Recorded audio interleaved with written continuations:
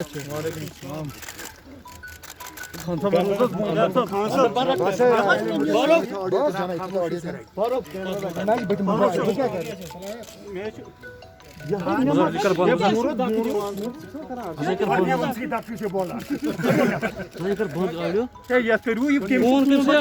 सुनिए मेहरबानी। आप भी जानते हैं कि बहुत महीनों के बाद हम लोग मिलते हैं। उसकी वजह बहुत सी हैं। एक तो ये बीमारी जो इतनी ज़बरदस्त फैली हुई थी, और उसके साथ साथ कुछ हमारे लोग भी रियासत से बाहर थे। बहुत सी वजूहत थे, मगर आज अल्लाह का शुक्र है इतनी देर के बाद हम लोग बैठ सके और फिर से एक दफ़ा इकट्ठे बैठ के हर चीज़ पे हमने गौर से सबसे बड़ी बात तो ये है कि वी आर कंप्लीटली डिटरमाइंड कि जो हमने डिक्लेरेशन किया था 4 अगस्त 2019 में, उसमें कोई रद्द बदल नहीं है। We stand by. दूसरा जो बहुत अहम मसला है इसका, वो इस बीमारी का है। जिस बीमारी ने यहाँ पे हर शोबे को तबाही के दहने पे पहुँचाया। कोई भी सेक्टर आप ले लीजिए, कोई सेक्टर नहीं है जो इस वक्त बर्बादी में शामिल नहीं है। वो टूरिस्ट इंडस्ट्री हो, वो छोटा सा छोटा शॉपकीपर हो, वो छोटा सा छोटा रेडी चलाने वाला हो, ट्रांसपोर्ट हो, कोई भी जो है एक बर्बादी के आलम। उसके ऊपर जो फिर अल्लाह की तरफ से बहुत ज़बरदस्त बारिशें पड़ी और ज़ालाबारी हुई, किसान को नुकसान हुआ। किसान बिल्कुल जो आबाद था, आज काफ़ी वो किसान जो है गिर गया। गवर्नमेंट ने किसानों की तरफ 1000 रुपया दिया है। उससे क्या, इनको एक जामा पॉलिसी बनानी चाहिए जिसमें वो हमारी टूरिज्म इंडस्ट्री से हो, वो हमारे दूसरे तबकों से ताल्लुक़ हैंडीक्राफ्ट जो भी है, उनकी तरफ इनको आज ज़बरदस्त सोचना चाहिए कि कहीं वही हाल ना हो जाए जैसे उस मास्टर के बच्चे ने, क्योंकि वालिद के पास फीस का पैसा नहीं था, उसने अपनी जान गंवाई। नूराबाद को इन्हें इस तरफ ज़बरदस्त तवज्जो देनी चाहिए। और हम समझते हैं इसमें अगर कई चीज़ें इनको बंद भी करनी पड़े, पहले इंसान को बचाना ज़रूरी है। दूसरी बात ये भी है कि कोविड के लिए जो वैक्सीन है उसको भी ज़्यादा से ज़्यादा इस्तेमाल करने की कोशिश करनी चाहिए, क्योंकि बहुत इलाके हैं जहाँ हमारी डिस्पेंसरीज हैं, वहाँ डिस्पेंसरी नाम से तो है मगर कोई स्टाफ नहीं। आज भी मुझे जब मौका मिला, इस अस्पताल जो यहाँ इन्होंने DRDO ने खोला है, मैंने वहाँ भी लेफ्टिनेंट गवर्नर साहब से कहा, और वहाँ हेल्थ सेक्रेटरी भी थे, चीफ सेक्रेटरी भी थे, मेहरबानी करके इन दूर दराज इलाकों की तरफ भी तवज्जो दें कि वहाँ पे डॉक्टर है, नर्स है, पैरामेडिकल स्टाफ है, उनके पास दवाइयाँ हैं या नहीं हैं। अगर उनको हम भूल जाएंगे तो वही हाल होगा जो हो रहा है हर जगह। इसकी तरफ तवज्जो देना बहुत ज़रूरी है। बात में अगर कुछ पूछना है तो पूछिए। हाँ, और हमारे स्पोक्स पर्सन जो हैं वो तारिगामी साहब होंगे, और इन्हीं की तरफ से अब हमारे प्रेस नोट वगैरह आए। डॉक्टर साहब, बहुत सारी रिमोर्स ऐसी है कि यहाँ पर अभी जम्मू कश्मीर को डिवाइड किया जाएगा, जिसमें बताया जाता है कि यहाँ पर जो साउथ कश्मीर है उसको जम्मू के साथ जोड़ा जाएगा। तो आपने उसके बारे में ये मीटिंग तलब की थी या कोविड के लिए ये मीटिंग थी? देखिए, ये तो पहले हम लोगों को मिलने की ज़रूरत है, बहुत वक्त हो गया। रूमर तो यहाँ हर वक्त चलती है, हमें कुछ पता नहीं है, सिर्फ रूमर जैसे आप सुनते हैं हम भी सुनते हैं, मगर हमें इसके ज़्यादा कुछ पता नहीं। जो हमें करना हुआ करेंगे, हम तो अल्लाह के रस्सी को थामे हुए हैं और इंशाल्लाह उम्मीद करते हैं कि वो हमारे फ्यूचर को ठीक रखें। फारूक साहब, लगातार डिलिमिटेशन के सवालों पर महबूबा जी भी शांति बनाए रखे हैं, आप भी शांति बनाए रखे हैं।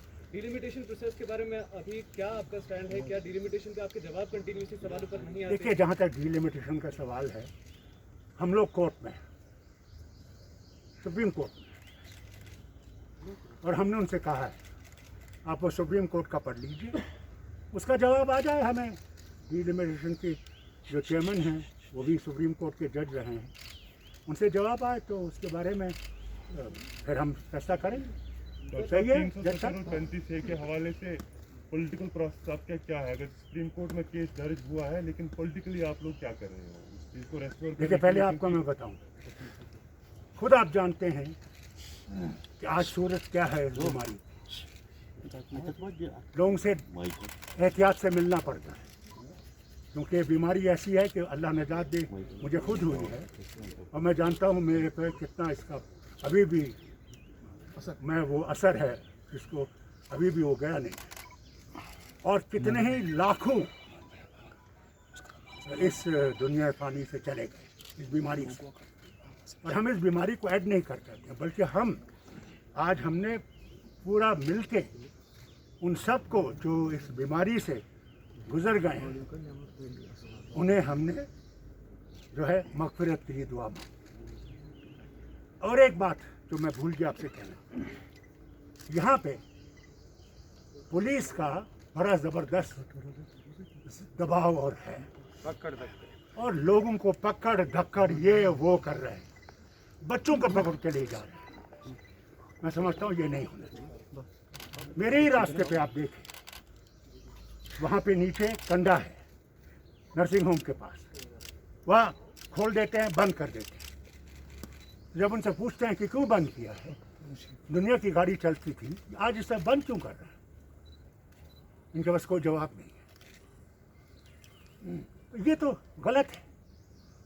अगर ये डेमोक्रेटिक राइट है इंसान का चलने का सड़क पे, उसको बंद क्यों कर रहे हैं? उन गाड़ियों को लाइन में क्यों खड़ा कर रहे हैं? मैंने ये देखा नहीं, और इसलिए मैं लेफ्टिनेंट गवर्नर साहब से ज़रूर अपील करूंगा आपकी मेहरबानी से इस तरह भी तवज्जो दें कि ये पकड़ धक्कड़ है इसको बंद करें। यहाँ फिर लोग इतने खिलाफ हो जाएंगे कि इनको फिर संभालना मुश्किल हो जाएगा। और आई हैव अ क्वेश्चन, क्योंकि I have to question.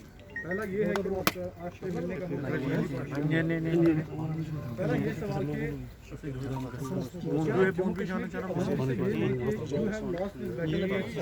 You have what? You have lost this battle against BJP when it comes to the decision of the parliament or the majority जो है। पहला सवाल ये है।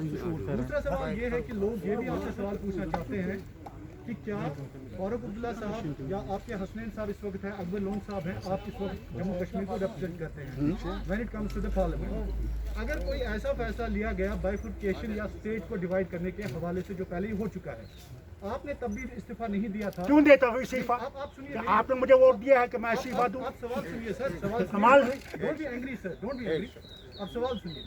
सवाल ये है कि क्या इस बार अगर कोई ऐसा फैसला लिया गया, चाहे गुस्से से, चाहे लोगों के जज्बात को रिप्रेजेंट करने के हवाले से, क्या उस पार्लियामेंट को आप अलविदा कहेंगे इस बार? क्या करेंगे? पार्लियामेंट मैं नहीं कहूँगा। आग में रहकर हमने लड़ना है। मैं आपको एक बात याद दिलाना चाहता हूँ, आप उस वक्त पैदा भी नहीं हुए।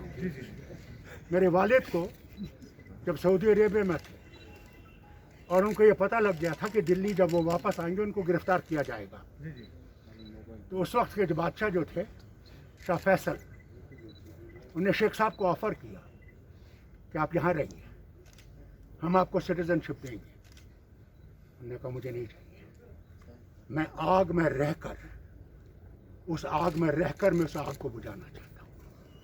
हम भी पार्लियामेंट में रहकर अपने हक के लिए लड़ते रहेंगे जब तक हम जिंदा हैं। या पार्लियामेंट के मेंबर की तरफ इशारा दे रहे हैं कोई बड़ी अपोजिशन बनाने के हवाले से पूरे मुल्क में? मुल्क में तो पहले ही अपोजिशन बड़ी है, हर एक पार्टी बड़ी है। आप देखते हैं सब इकट्ठे हैं, कई मसलों पे इकट्ठे हैं, और इंशाल्लाह आगे भी इकट्ठे रहेंगे।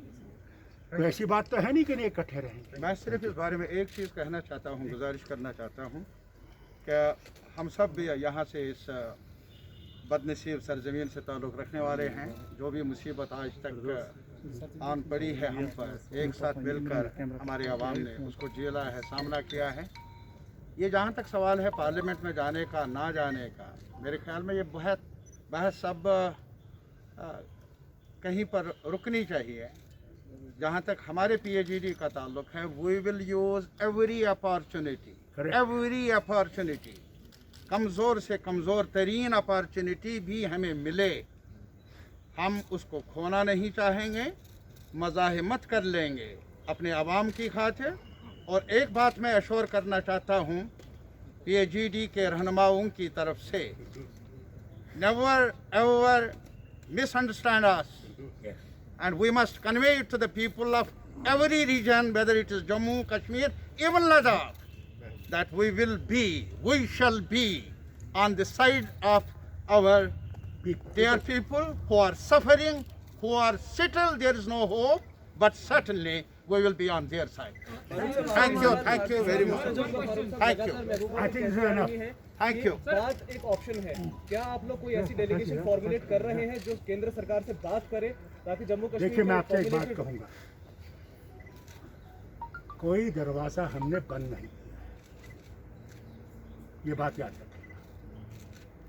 जब वो हमें बुलाएंगे उस वक्त देखा जाएगा। हम लोग देखेंगे उस वक्त। We will discuss. We will see to this thing, but we have Thank not you very closed any much. options. Yes. We not closed any doors. Yes. Very good. What we want is betterment of our people. As he told you. Now the line is over. Please, thank you very much. Thank you. Wish you the best. तारकामी साहब, Wish you the आप best. Opportunity की बात कर रहे हैं, क्या हम ये समझे कि fools wait and voice act, तारकामी साहब आप अपॉर्चुनिटी की बातें कर रहे हैं, क्या हम समझे कि fools wait and voice act? Yes, sir. We will be talking. Yes.